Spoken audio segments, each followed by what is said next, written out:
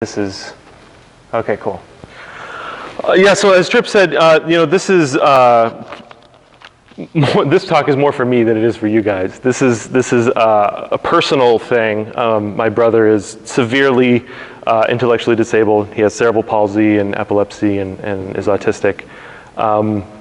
As I talk, we're kind of going through a family crisis. I'm from Ohio, so he's back in Ohio, and the caregivers that were taking care of him had decided, well, we're not going to take care of him anymore. So we were kind of like, I didn't even know if I was going to be here right now. I thought, I'm going to have to fly back home and go take care of him. So this whole talk is an exploration on my part into the ways that we understand and treat people with disabilities, why we do that, and sort of the underlying worldview that we've inherited that we don't even realize most of the time. So this is just kind of my attempt at trying to make sense of some of this, and in the process learning some really interesting historical facts.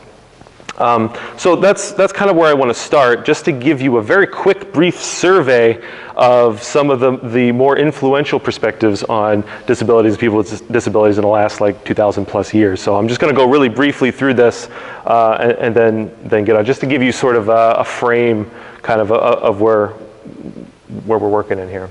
So first is Aristotle.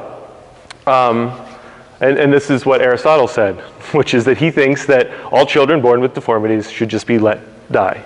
They should not be alive. And I'll talk a little bit about why later, but Aristotle's a kind of influential guy, so you may have heard of him. So the next is Augustine, and essentially what he's saying in this passage is that if a parent has a child with a disability, they are going to be more grieved over the fact that their child is born with a disability than if they were dead. So that it's worse to have a child with a disability than to have a dead child. Now Luther, this is my favorite one, favorite in a sick, twisted way.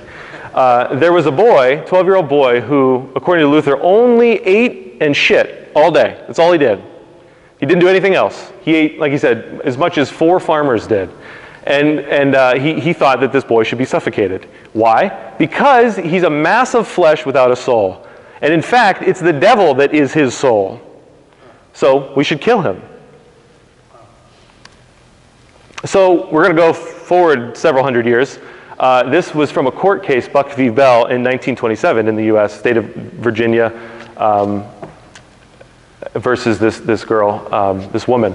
The background of the case is this woman is intellectually disabled, and there are some forced sterilization laws that had been being passed in the United States and in Virginia in particular, forcing people with intellectual disabilities to be sterilized so that they couldn't have any more children. And the Supreme Court justice on the case says that we should let them starve for their imbecility so that society can prevent them from procreating. And this line here, the principle that sustains compulsory vaccination, which is just his way of saying sterilization, is broad enough to cover cutting the fallopian tubes. 3 generations of imbeciles are enough. This is from Lee Herzenberg. Her and her husband in the 60s and 70s developed the test that allows people to detect in the womb if your child has any sort of congenital defects or birth defects. It also helped with AIDS, being able to detect that sort of stuff. So very, very important, prominent scientist, her and her husband. Why does she do the work that she does? Because her child was born with Down syndrome. And what does she say? She says that if I had known that my child had Down syndrome at the time, I would have had an abortion. The fact that we've made it a very happy life for him is kind of beside the point. It's just not right that he exists at all. Like, this is her position. This is what she's saying.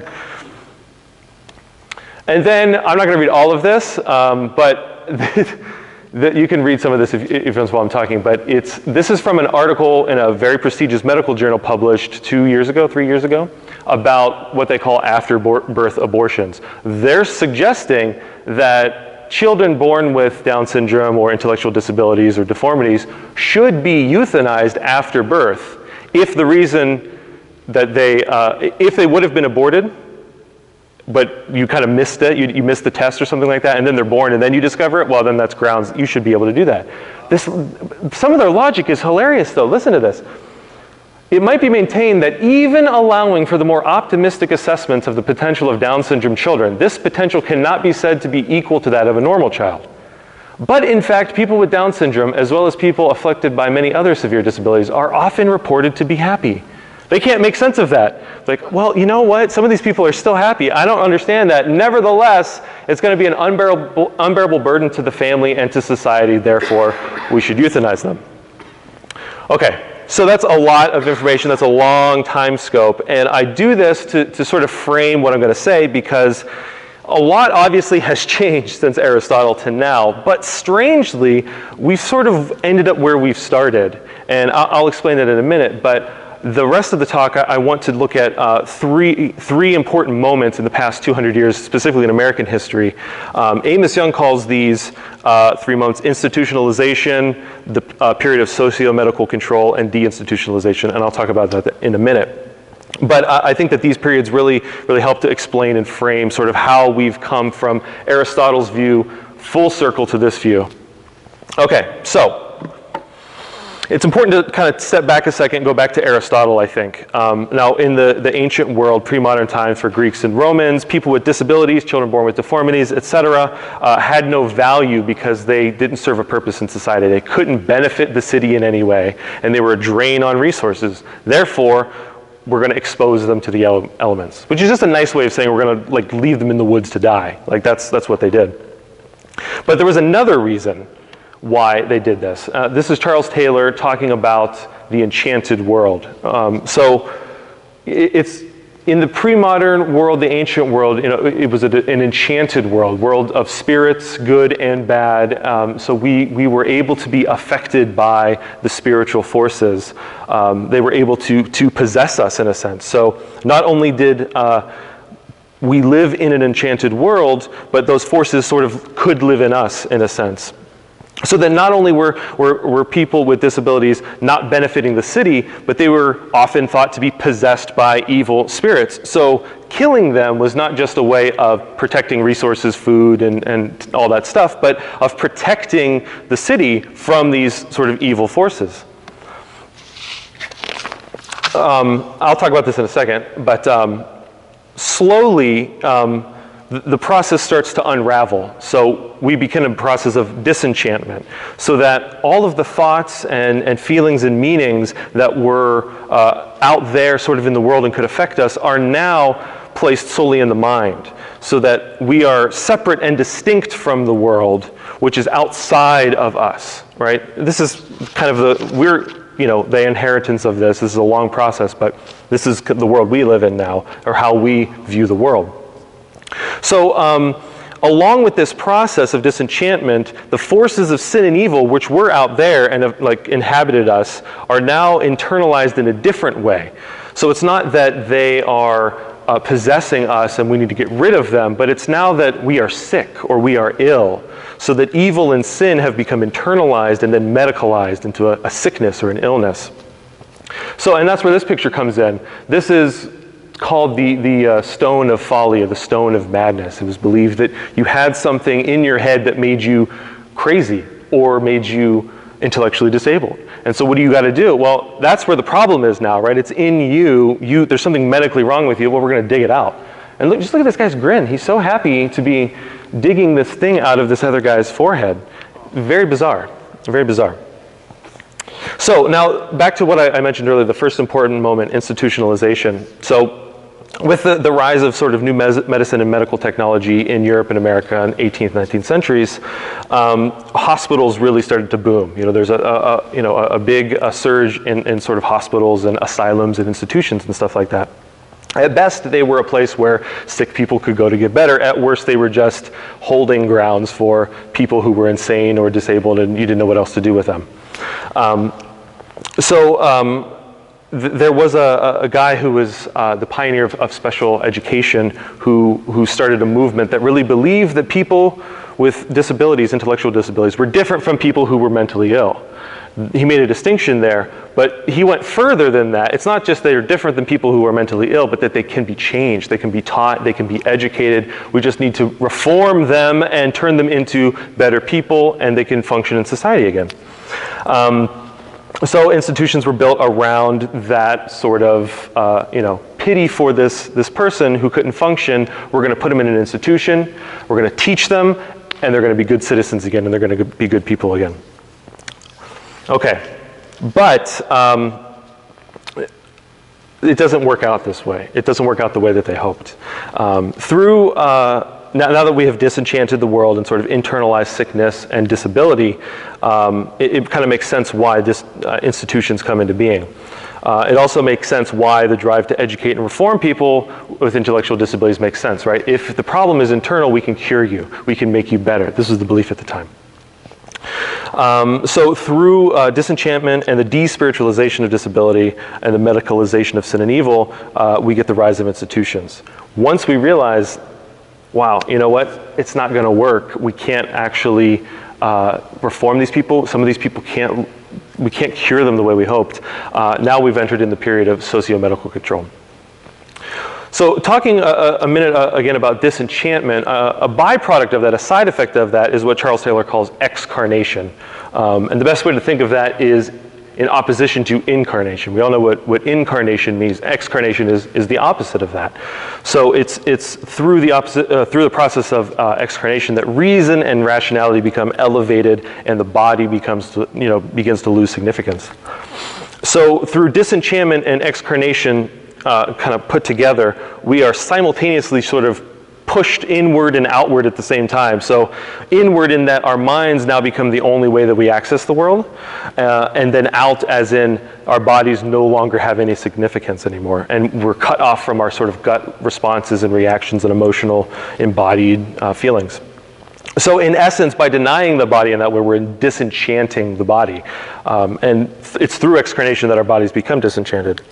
So going back to what I mentioned about socio-medical period, this is a great way of understanding that process I'm talking about. Because once institutions are filled and we realize we can't cure these people, we needed to do something different now, right? Because they could not be cured and they could not be taught, which meant that they were a threat to the moral order, right? If you can't teach someone how to learn, you can't teach someone how to behave properly, they're going to threaten society. They're dangerous. And actually during this period in the beginning of the 20th century, there was just a lot of general debauchery going on, right? A lot of drunkenness and prostitution. That's why prohibition was a thing. And so all of the blame for this was placed on the quote unquote feeble-minded, the people who were intellectually disabled. They were blamed for a lot of this stuff. So this is an interesting propaganda sort of poster from Cincinnati, actually, that I found. So the feeble-minded are the problem, they're the cause of our wheel of vice, crime, and pauperism. Pretty fascinating. So it's an interesting side note, which is that the American sort of eugenics craze and sterilization laws were the legitimizing force for Nazi Germany to do the same kind of things. And it was actually people with disabilities who were the first ones to be killed in mass numbers as a sort of a way of testing some of the means there. So once the body is disenchanted and sin and evil is internalized, the mind becomes primary for the individual. There was no hope for the quote-unquote feeble-minded. If you can't be cured and you can't be taught, then you're a menace and you must be eradicated. And this is what everyone believed, and there were tons of these laws passed, like the one I quoted from. This is a German propaganda poster. I'll translate for you. Roughly, it says that the people who are feeble-minded have way more children than people who aren't. And just look at the depiction, like the way that it's even drawn differently. They have all these people. Not only do they have more children, but the children inherit their feeble-mindedness. So they're passing it on. They must be exterminated. So slowly, through a lot of other forces, some of which like the civil rights movement, feminism, stuff like that, culturally we became aware that the conditions that people were living in institutions just really weren't okay anymore. They were something that needed to change. And with the momentum of the civil rights movement, there was a disability rights movement that started, and they said, we need to get out of the institutions, this is wrong, we need to deinstitutionalize. So this is the third important moment here.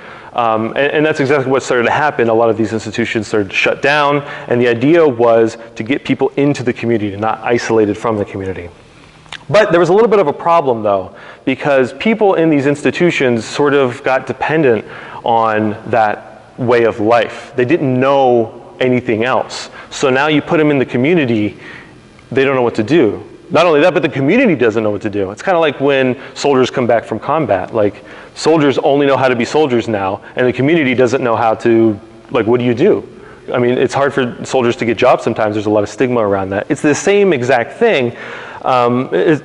The community didn't know how to receive these people, so what ends up happening is that they end up getting just as isolated as they were before, but now they're in the community instead of an institution. So I think I have some disability rights. Yeah. So here's just some protesting, stuff like that for disability rights stuff. But I think it's important here to draw on Moltmann. He offers a good model, I think, that's helpful to understand this and frame this. He calls it the privatization of friendship. So through the forces of disenchantment and excarnation, which I talked about, friendship now becomes internalized, individualized, and privatized. Friendship only has an inward significance and is only a personal task between people who are equals, right? And actually, this is kind of the coming full circle part. In ancient Greece, friendship was an essential part of life, but it was believed that friendship could only be counted as friendship if it was between equals, between men, between people of the same class, between people of the same race. If I was a friend to a slave, then we weren't really friends because that meant that he was my equal. So it didn't work that way. And this is exactly what has happened through this period. Compare this to the way we think about enemy, for instance. Enemy has remained very much a public term, right? It makes sense for us to think about enemy in a public way, right? It's that government, it's that religious organization, it's that country. Those are the enemies to us as a collective public body. But friendship we don't really think of it that way. So given the privatization of friendship, when individuals who were living in isolation are now encouraged to enter back into society, two things happen, which I alluded to earlier, which is that the people who are confronted in the community with people with disabilities used to think they were enemies, right? Because we put them in institutions, they were the cause of all of this debauchery in our society. So now, how are we supposed to be friends with these people that we thought were enemies? And because of this, the people with disabilities are just as isolated as they were before. Okay, so, take a second. What I was trying to do with that overview is to show the ways that how we've treated people with disabilities has changed, but not really in the way we've imagined them, right? Disability rights stuff has definitely progressed, and there's a lot more legislation, for instance, the Americans with Disability Act, that's why there's ramps here to get into this building over here. And so there's been a lot of good progress made, but my argument is that we haven't really progressed as far as we think we have, because there's these sort of hidden ways that we view people like this that we don't even realize. So, as a result, we can't actually give them the freedom and the life that they want.